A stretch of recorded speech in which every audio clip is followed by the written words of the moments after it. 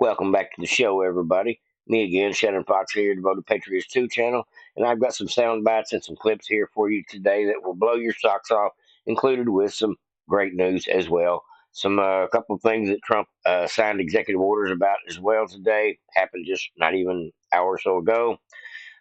He's having a interview with Maria Bartiromo. I don't know if that will air live tonight. I haven't checked on that, but I do know that it'll be coming up here in the next couple of days if it doesn't happen live tonight. Trump's a busy man, but he did release some great things today involving helping our country go in the right direction with more executive orders, and I'm just proud to see it.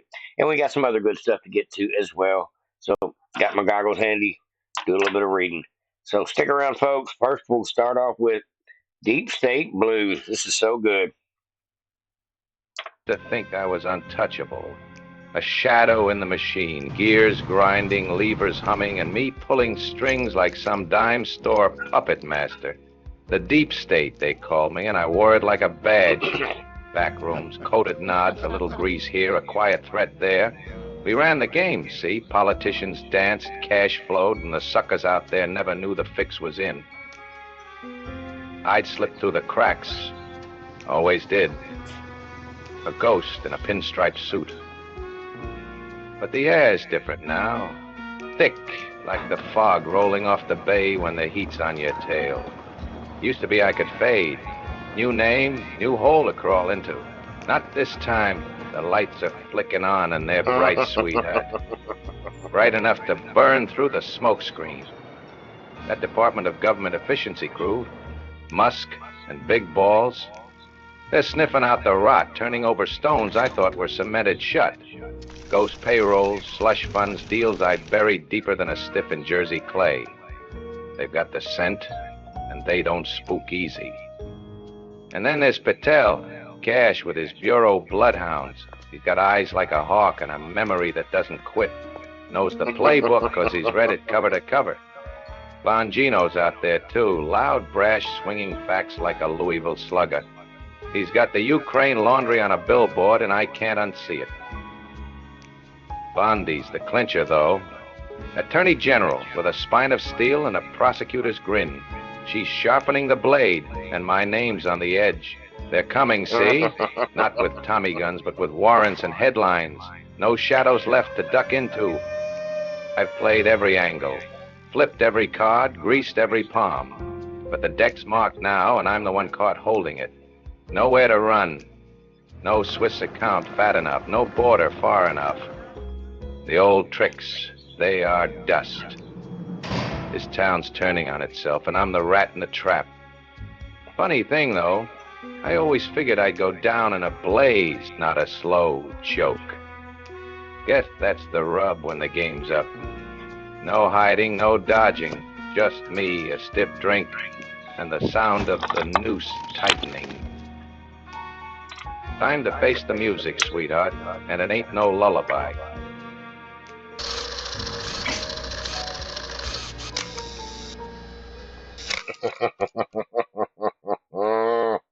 That was so good, I had to share that, folks. All right, let's get on with some news. Well, first off, Trump signed an executive order suspending the security clearances for employees of the Perkins Coie, which includes all their lawyers. Now, Perkins Coie is the law firm that helped promote the Russia dossier when they received money from Hillary Clinton, which was part of the reason that they tried to impeach Trump. The whole Russia collusion, crossfire hurricane thing all got started behind Hillary Clinton money and Perkins Coie law firm trying to farm out somebody to spy on Trump, and it went south from there. But Trump has got a solution to some of that stuff from never happening again. He's taking the teeth out of these law firms by taking away their access to privileged government information. Sir, your administration has made it a priority both to end lawfare and the weaponization of government, and also to hold those who have engaged in lawfare accountable. One of the law firms that has been involved in that is called Perkins Coie. That's also a law firm that has engaged in unlawful DEI practices. This executive order will suspend security. And I've watched it take place. This executive order will suspend security clearances and access to certain federal resources for that law firm, and also launch a holistic review of unlawful DEI practices at some of the nation's largest law firms. Good. This is an absolute honor to sign. What they've done is it's just terrible. It's weaponization. You could say weaponization against a political opponent, and it should never be allowed to happen again.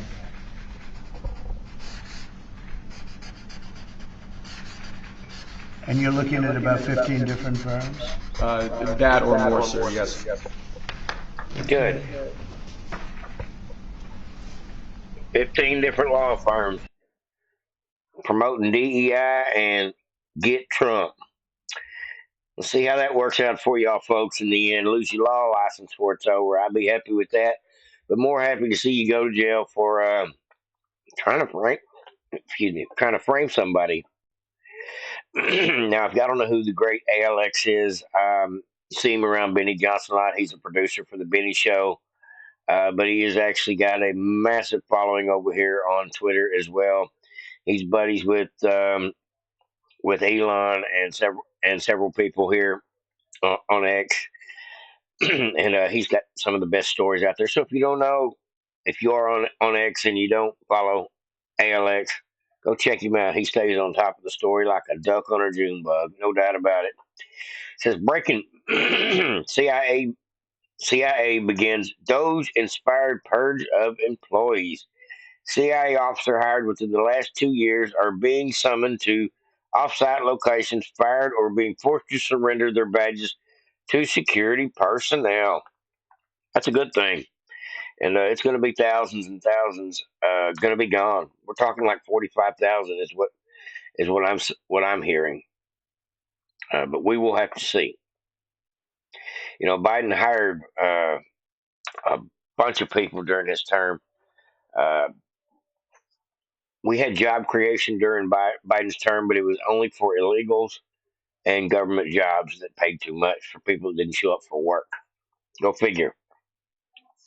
We're all finding all this out at this point in time, and we're stopping it. I'm glad to see it. Now, this here is something that I've always been concerned about ever since it happened. I'm talking about what happened in Butler and what happened at Trump's golf course, the assassination attempts against him. I'm glad that Cash Patel is now in there as FBI director. Pam Bondi's in there as the AG, and they talked a little bit about it, but Trump's actually got a little bit of a deadline on it, on when this is actually going to happen. We are actually starting investigations immediately, and he wants a report ASAP on the assassination attempts, and he speaks about it a little bit here. It's been 7 months. Why do you think we don't know more about the guy who shot you in the ear? Yeah, well, and the second one with all of his cell phones. So I want to find the answers. I've told them.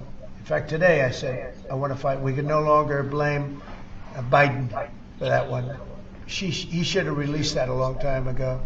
So they are giving me a report next week sometime, and I do believe I'll be releasing. I want to release the report. A lot of people have asked that question. You had one who had 3 apps, 2 of which were foreign, supposedly, and who has the biggest white shoe law firm in Pennsylvania, even though they don't live in necessarily a white shoe area. What's that all about? His law, the law firm. The other one had 7 or 6 cell phones, and I don't have 6 cell phones. And why would somebody have 6 cell phones? So we're going to be releasing a report on that soon, Peter. But based on what you're saying right there, the lack of information and the data points that you just gave, does that make you think that there's some part of there's some bigger? It could be. Well, it makes other people think that. It makes me think it a little bit too. I say, when you have 3 apps and 2 of them are foreign, and you had an FBI that wouldn't report on it, they didn't want to say why, I would say that could be suspicious. And then on the second assassin, you had, and by the way, I have to tell you, Secret Service did a great job on that by spotting him. But on the second one, he had 6 cell phones. That's a lot of cell phones. and a couple of them had some strange markings on them. So, yeah, I want to find out, and I would be willing to release it. I mean, maybe there's a reason that we shouldn't, so I don't want to get too far ahead of my skis, but yeah, I would be very willing to release that. I'd like to see it. I want to see it myself. Not only you, I want to see that one myself. Absolutely. Glad to hear it. Glad it's coming out next week. They're going to give us some kind of report on it. I'm sure Cash Patel has got a team working on collecting the information that is out there that hasn't been destroyed or slid off the cracker one way or another. Now, I didn't know this until about 30 minutes ago, so I haven't actually had time to watch this clip or the entire interview, which I will probably do later this evening, if not tomorrow while I'm at work. Tucker Carlson got an interview with Sam Bankman-Fried, the Bitcoin thief, the fraudster, the one that Maxine Waters was blowing kisses to in Congress. And he had a few things to say. Like I said, I haven't seen it yet. The full Tucker Carlson Network interview with SBF is on YouTube somewhere, I'm sure, or on one of the two Tucker channels. And you're welcome to go listen to the whole thing. Like I said, I haven't had a chance to get to it yet, but I'm sure it's definitely interesting. Let's go ahead and listen to a little bit of it. It's a little bit off topic, but I'm curious what Sam Bankman-Fried has to say. Are you hanging with Diddy? I think he's in there with you. He is. And it's, I don't know, he's been kind. I've made some friends. It's a weird environment. It's sort of a combination of a few other high profile cases and then a lot of, ex-gangsters or sort of, alleged ex-gangsters. Yeah. Definitely alleged. So what's Diddy like? Obviously I've only seen one piece of him, which is, Diddy in prison. And, he's been kind to people in the unit. He's been kind to me. It's also, it's a position no one wants to be in. Obviously he doesn't, I don't, as you said, it's kind of a soul crushing place for the world in general. And what we see are just the people that are around us on the inside rather than. So you're stuck in a box and it's a soul crushing place because you stole billions of dollars from people that thought they could trust their life savings in investing in some bullshit scam that you or one of your cohorts finagled together, having people like actors prop up the whole Bitcoin industry, or at least your Bitcoin business. Such a shame. Everybody involved should have went to jail. I'm glad to see this guy's in jail. I hope they never let him out of prison. I hope they send him to a supermax prison at somewhere where it is not a friendly place, just because of the fact that he has caused people's lives to be ruined behind stealing their livelihood. And he has no clue what it's like to be broke, so he can't relate. So this is the closest thing Sam Bankman-Fried gets to being able to relate to having to live like a real person and have to do things the right way. And you go to prison, you don't do things the right way, somebody gonna handle you real quick, no doubt about it.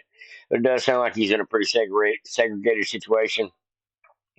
I wouldn't even give him comic books to read if it was up to me. I would not be kind to anybody that stole about $1 billion, while half of the country's political party took the money, propped him up, and let him continue to do his business through the SEC. No doubt about it. All right, folks. Yeah. We are on the outside. Oh, I'm sure. And you're two of the most famous prisoners in the world in the same unit. What do the armed robbers think? Well, it's a really interesting question, and of course, some of them are. I think they're thinking like, "Wow, this is sort of a big opportunity." To meet people they wouldn't otherwise get to meet, which is it shocked me the first time I heard that. Right? It makes sense from their perspective, but boy, is that not how I think about prison. So he's a celebrity in prison. Who cares? I'm over it, folks. I apologize. If you do want to watch the rest of it, like I said, it's over on the Tucker Carlson Network, tuckercarlson.com, or you can spool it on the YouTube. Now, this here I thought was a really warming video. I'm sure by now everybody's heard about 13-year-old DJ Daniel, who is now our honorary new Secret Service employee for the White House. Happened during the congressional hearing. I'm sure most of you know about this, like I said. But President Trump invited him and his family to the Oval Office, and just good stuff, folks. Now, tomorrow, the left is going to talk shit about this, but at this point, they're just looking like idiots. What a good-looking family, huh? There's one more thing I got for you, a big hug. Okay, good. That's very nice. Look at that family you got, huh? Love it. Very nice. How are you? Nice to see you, man. Nice to see you. That was a big evening last night, right? Yes, it was. That was a big evening. What a good-looking family, huh? There's one more thing I got. Got one more thing for you, Trump. I need a hug. I love it. I love it. That's great. Now, this here, I got to do a little reading for you. My eyes are already getting a little blurry. Keep it short. This is good news. It says New York Times interviews Mexican drug lords terrified of Trump's cartel crackdown. The most important thing now is to survive. Words right out of one of them's mouth. Now, we'll just do a few excerpts from what they said. It says the cartels are reportedly worried about their futures with Trump in the Oval Office. According to the seemingly sympathetic reporter from New York Times, the cartels are expressing fears that their business model is at risk because of Trump's administration to crack down on the drug cartels. And I would say the human trafficking element of it as well is definitely changed since they're not coming across the fence anymore. It says one cartel leader says he's trying to figure out how to protect his family in case the American military strikes inside of Mexico. Another says he's already gone into hiding, rarely leaving his home. Two young men who produce fentanyl for the cartel say they have shut down all their drug labs, which who knows if that's true. Says a barrage of arrests, drug seizures, and lab busts by the Mexican authorities in recent months has struck the behemoth Sinaloa cartel, according to Mexican officials, in the interviews with 6 cartel operatives, forcing at least some of its leaders to scale back its fentanyl production in the Sinaloa state, their stronghold. The cartels have sown terror across Mexico, caused untold damage in the United States. Here in Calucan, the state capital, the dynamic seems to be shifting, at least for now.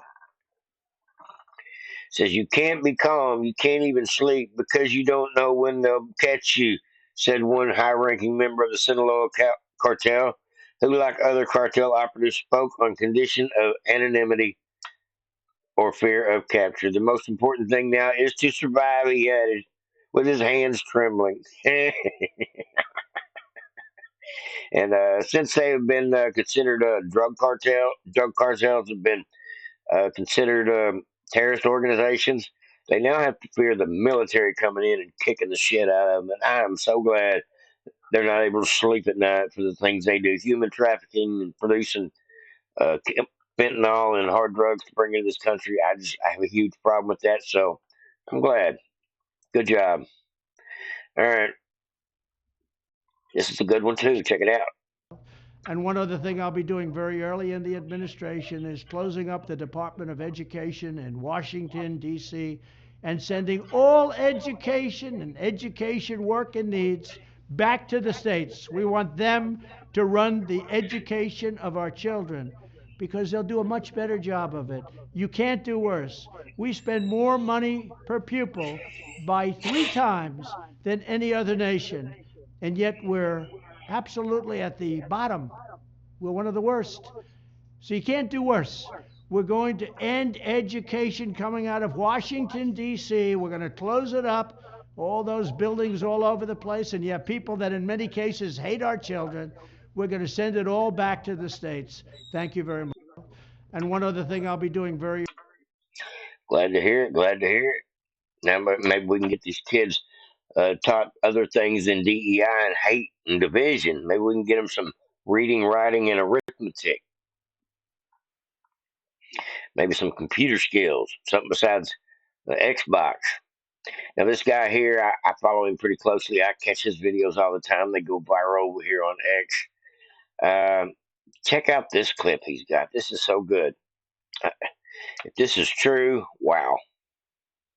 Just when you thought the Democrats couldn't look any worse, President Maduro from Venezuela, you know all the gang members that got sent up here and the prisons got emptied out? He says he has documents that prove Joe Biden asked Venezuela to empty out their prisons and send them to the U.S. And he is putting those documents on his plane and he is flying them directly up to President Trump. Yeah. So if you thought the laptop was bad and all that, it wasn't. It's not some accident that all these criminals were up here. The Democrats literally requested that these South American countries empty out their prisons and send them up here. That is how much they hate this country. Like, we all watched them sit there last night on their hands. They won't cheer for anything. They don't want America to be great. These people are sick, evil, corrupt pieces of shit. That's right. And like, now we're gonna even have more receipts. It's the only question, you know, and it does. Everybody, I am as ready for the cuffs and the arrest and indictments as anybody else, but I do understand those things move slowly. It does take time. Shut up. It does take time to build a case, and we just need to be patient, because patience is a virtue and revenge is a dish best served cold. We will have justice. It will be coming. It just takes a little bit. We got the receipts. What a bunch of corrupt pieces of shit. Like, what's the purpose of that? How can you hate your own country that much that you want it infested with criminals? It's disgusting. It's disgusting. He's right. He's absolutely right, you know, folks. No doubt about it. It is just a sad state of affairs for our country that we got in this position. Just really kind of heartbreaking that we are in this position. And a couple more little clips here for you today, folks, and we will call it a day. How about another one from this guy here? Now, this is another good one I thought was off the chart good, and then we'll jump out of here with a Trump meme video. Save the best one for last. Yes, sir, folks. A lot going on. Yes, sir. Yes, ma'am, folks. There's a ton going on in the world today. All right, this is another amazing video from this guy. I absolutely love how Trump thinks outside the box, and one of the Doge cuts that him and Trump enacted was they canceled all the government employees' business cards, their credit cards, right? And then a judge said you can't cancel their payment cards, you can't take them away, you gotta give them credit cards. And they were like, oh, okay. So then they just put limits of $1 on the cards and gave them back to him. And my buddy who works for the government was telling me about how mad some of them were. Like, I can't use my credit card to go get lunch now. And it's, oh, that shit cracks me up so much. Thank you, Trump. I needed that. Elon Musk, you guys are killing it. Just keep doing what you're doing. The American people love you for it.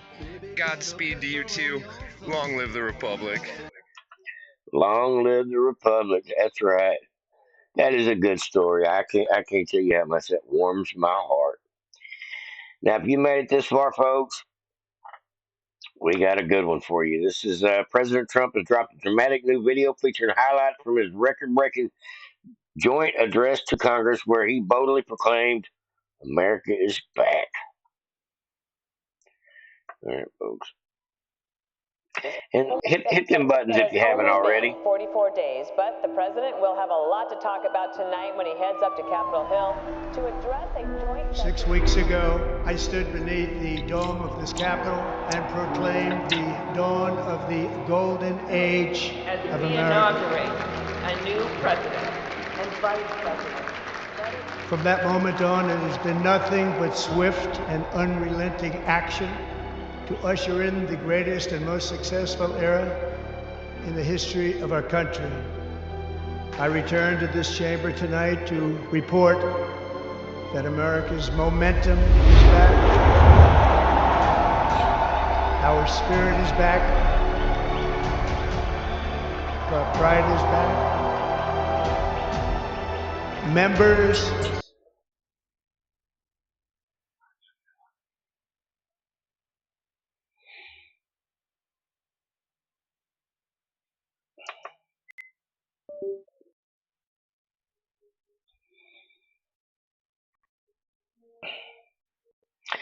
Just had an internet issue, folks. And to my fellow citizens, America is back.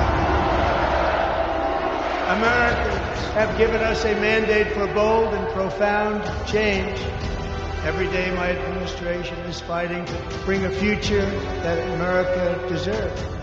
We are draining the swamp, and the days of rule by unelected bureaucrats are over. Over the past 6 weeks, I have signed nearly 100 executive orders and taken more than 400 executive actions to restore common sense, safety, optimism, and wealth all across our wonderful land. Despite the best efforts of those who will try to censor us, silence us, break us, destroy us, Americans are today a proud, free, sovereign, and independent nation that will always be free. My fellow Americans, get ready for an incredible future because the golden age of America has only just begun. Thank you, God bless you, and God bless America. That's right. I love it, folks. That's the good shit right there. One more hand clap for that one. Hopefully everybody enjoyed the show today. If you haven't already, hit them buttons, smash them like buttons, and put me something down in the comment section. Help the channel grow. And if you know anybody that doesn't watch my videos, share it to them just for fun.